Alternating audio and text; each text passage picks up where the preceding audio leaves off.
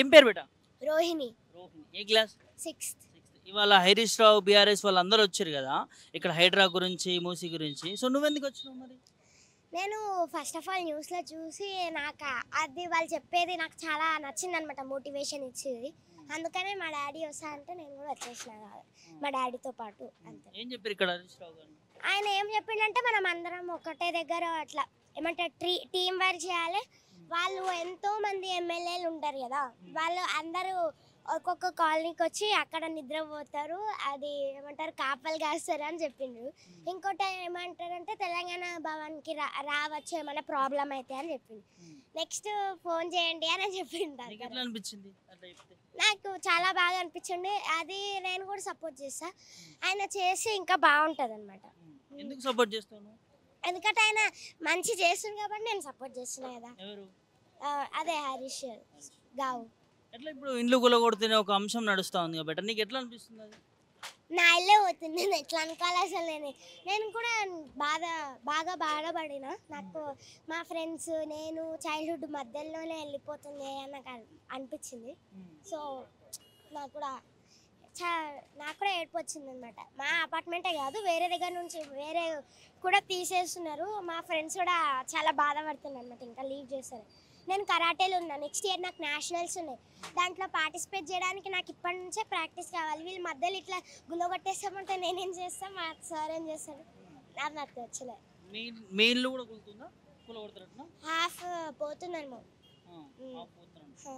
So తీసేస్తారేమో. నాకు ఆయన మధ్యలోనే వెళ్ళిపోతాడు. కాంగ్రెస్ 5 years ఏం చేయలేడు, మళ్ళీ మొత్తం పోతుంది. తెలుసా కాంగ్రెస్ అధికారంలో ఉంది? కాంగ్రెస్ మధ్యలో వెళ్ళిపోతున్నాను ఎందుకంటున్నావు అట్లా? ఎందుకంటే నేను ఒక్కదాన్నే లేను కదా ప్రపంచంలో. ఎంతమంది ఏడుస్తున్నారు, ఎంతమంది బాధపడుతున్నారు, ఎంతమంది చనిపోతున్నారు సూసైడ్ చేసుకొని. మళ్ళీ వాళ్ళ అందరి బాధలు వాళ్ళకు కూడా కోపం, ఒక లిమిట్ అనేది ఒకటి ఉంటుంది. మళ్ళీ వాళ్ళ కోపం వచ్చిందంటే ఏదో ఒకటి కేసు పెడతారు. అయిపోయి మన చీఫ్ మినిస్టర్ ఎవరో తెలుసా? అదే రేవంత్ రెడ్డి. ఎట్లా మరి ఇన్ని ఇల్లు కూల్స్తా ఉన్నాడు, ఎట్లా అంటే ఏం చెప్తావు నువ్వు రేవంత్ రెడ్డికి? నేను అది స్టాప్ చేపియమని అంటున్నా అంతే, ఇంకేం లేదు. అది స్టాప్ చేసి జస్ట్ కొద్దిగా మూసిని క్లియర్ చేపించి కొద్దిగా అదేమంటారు వాళ్ళు వేస్ట్ పడేస్తున్నారు కదా, గార్బేజ్ అవంతా, అది పడేయకుండా చూసుకోమని అంటున్నా. ఓన్లీ మూసేకే కాదు, వేరే దగ్గర ఉన్నాయి గండిపేట చెరువులు అవి ఇవి, అక్కడ కూడా నేను వద్దంటున్నాను అనమాట. వేస్ట్ పడేయకుండా చూసుకోవాలి, మంచిగా ఉండాలి, నేచర్తో మంచిగా ఉండాలి. కానీ నేచరే మనకి లైఫ్స్ ఇచ్చింది. మళ్ళీ నేచర్ని డెవలప్ చేస్తా అంటే నేచర్ ఆల్రెడీ డెవలప్డ్ ఉంది, దానికి సరిపోయింది. మళ్ళీ దాన్ని డెవలప్ చేసి మా లైఫ్స్ పోతే అంటే నేచర్ ఎట్లా ఉడుకుంటుంది? అదే ఇచ్చింది కదా లైఫ్స్, అదొక అమ్మ మనకి అందరికీ.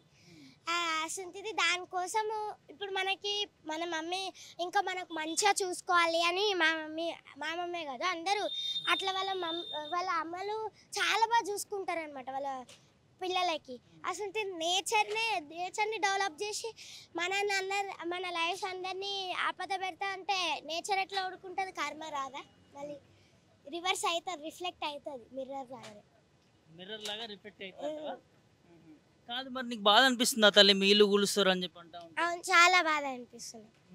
ఎందుకంటే ఫ్రెండ్స్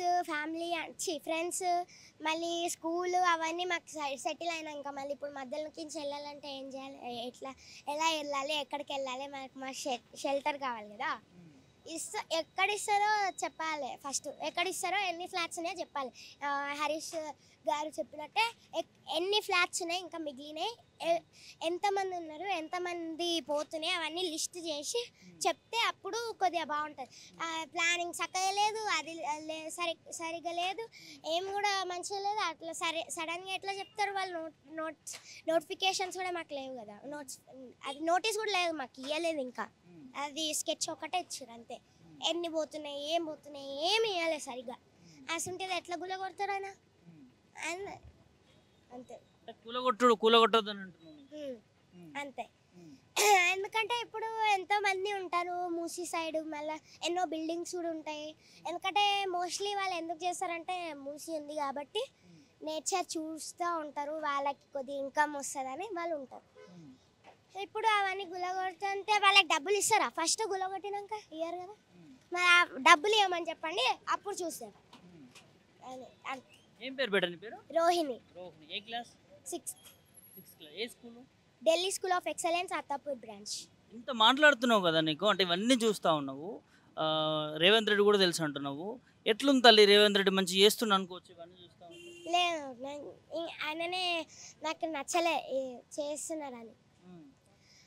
అది ఆయన వే ఆఫ్ రూల్ నాకు నచ్చలే అనమాట. నేను లాస్ట్ టైం ఎప్పుడు కూడా నేను పుట్టిందే బీఆర్ఎస్ ఉన్నప్పుడు.